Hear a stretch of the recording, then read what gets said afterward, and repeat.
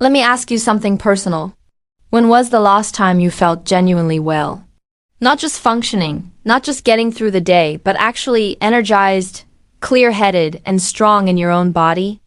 If you had to pause and think about that, this is for you. Here's something worth sitting with. In the United States, men on average die several years earlier than women, a gap that's held steady for decades. It's easy to assume that's mostly about risk-taking, dangerous jobs, or reckless behavior. But when you actually look at the research, the biggest drivers turn out to be quieter than that. They're not dramatic.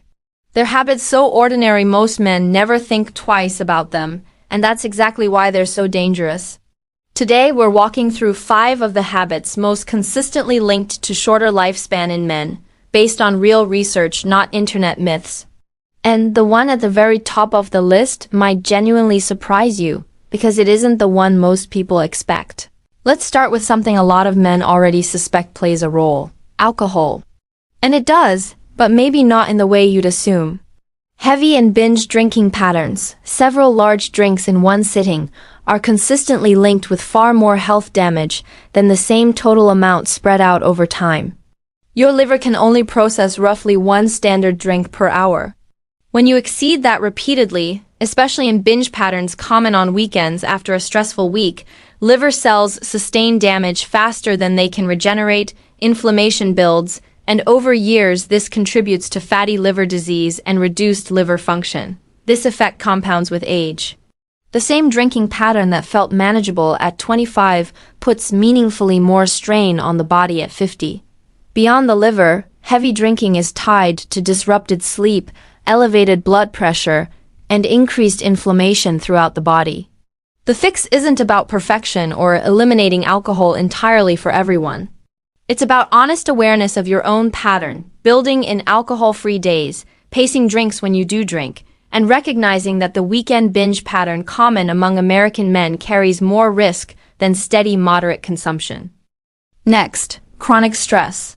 And this is one many men underestimate because it doesn't announce itself the way a health scare does. Research on chronic stress consistently links prolonged, unrelenting stress exposure to worse cardiovascular outcomes, weakened immune function, and increased inflammation. The distinction that matters here is short-term versus chronic. Brief stress, the kind tied to a real deadline or challenge, is a normal and even protective response. It's stress that never switches off, that sits in the background of daily life for years. That does the real damage. Sustained high cortisol levels are linked to tightened blood vessels, elevated blood sugar, weakened immune defenses, and significantly disrupted sleep quality, even when someone is technically in bed for a full 8 hours. There's also a cultural piece worth naming honestly. Many men are raised to push through stress silently rather than name it or seek support, which tends to let pressure build with no outlet. The encouraging part is that stress doesn't require a complete life overhaul to start improving. Regular physical movement, honest conversation with someone you trust, and consistent time spent on something that genuinely brings you joy are not luxuries. They measurably lower stress hormone levels and support long-term health. Third, and this one catches a lot of men off guard, social isolation. It tends to creep up slowly rather than announce itself. Many men have full social lives in their 20s, then work and family responsibilities gradually take over through their 30s and 40s. Friendships quietly fade, and by their 50s or 60s, some men find their entire support network has narrowed down to 1 or 2 people, sometimes fewer. This matters more than most people realize.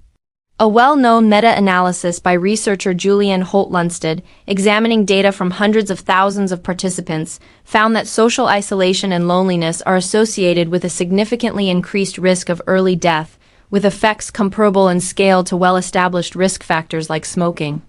Isolation doesn't leave a visible mark the way a diagnosis does, but it's linked to measurable physiological effects: higher inflammation, weakened immune response, and harder to control blood pressure. Importantly, isolation isn't necessarily about living alone. It's about lacking genuine, honest connection with others. The reassuring part is that connection doesn't require a complete social overhaul to help. Reaching out to an old friend, joining a regular group or activity, or simply having one relationship where you can be honest about how you're actually doing all correlate with meaningfully better health outcomes over time. Second on this list, and something too many men treat as optional, chronic sleep deprivation. Sleep often gets treated as the first thing to sacrifice when life gets busy, but the research on this is remarkably consistent and serious. During sleep, your body handles essential repair processes, regulating hormones, consolidating memory, repairing tissue, and maintaining immune function.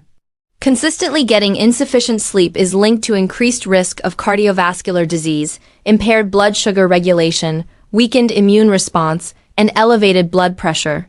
Multiple studies have found that even short-term sleep restriction measurably reduces immune function within days. Long-term insufficient sleep, generally defined in research as consistently under 6 to 7 hours a night, is associated with meaningfully increased risk of several chronic diseases and earlier mortality in various studies, though exact numbers vary across research. What makes this particularly tricky is that people adapt to feeling tired. You convince yourself you're managing fine while your cardiovascular and hormonal systems are quietly working overtime. The encouraging news is that sleep is remarkably responsive. Even a few consecutive nights of genuinely adequate sleep can noticeably improve blood pressure, mood, and focus.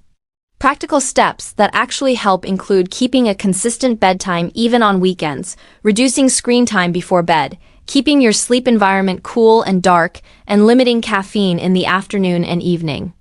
And now, the habit most consistently linked to shortened lifespan across large population studies. And it's one that sounds almost too mundane to take seriously: prolonged sitting. Multiple large studies tracking hundreds of thousands of participants over many years have found that extended sedentary time, particularly more than 8 hours a day, is associated with significantly increased risk of early death, even among people who exercise regularly. The mechanism is fairly well understood. When you sit for extended periods, the large muscles in your legs, among the most metabolically active tissue in your body, go largely inactive. Circulation slows, insulin sensitivity worsens over time, inflammation rises, and your cardiovascular system works harder to maintain healthy blood flow. What's particularly important, based on more recent research, isn't just total daily sitting time, it's how long you go without moving at all. Extended uninterrupted stillness is linked to more pronounced negative effects than the same total sitting time broken up with regular movement. The fix isn't necessarily an intense new exercise regimen. Standing up and moving for even a couple of minutes every 30 minutes, taking walking breaks during calls, or simply changing position regularly appears to meaningfully offset much of this risk. So here's what all 5 of these have in common. None of them are dramatic, and that's exactly why they're dangerous. Nobody collapses from one late night, one stressful week, one day of sitting too long. What actually shortens lives is the slow accumulation of small choices repeated for years without anyone noticing the pattern. The reassuring flip side is just as true. Your body responds remarkably quickly to positive change. Better sleep improves things within days. Movement improves circulation almost immediately. Genuine connection lowers stress hormones the same day you experience it. You don't need to fix everything at once, and you don't need perfection. You need honest awareness of where you actually stand, and a willingness to make small, consistent changes starting today. That's not a small thing. That's the difference between years of your life and the people in it that you get to keep.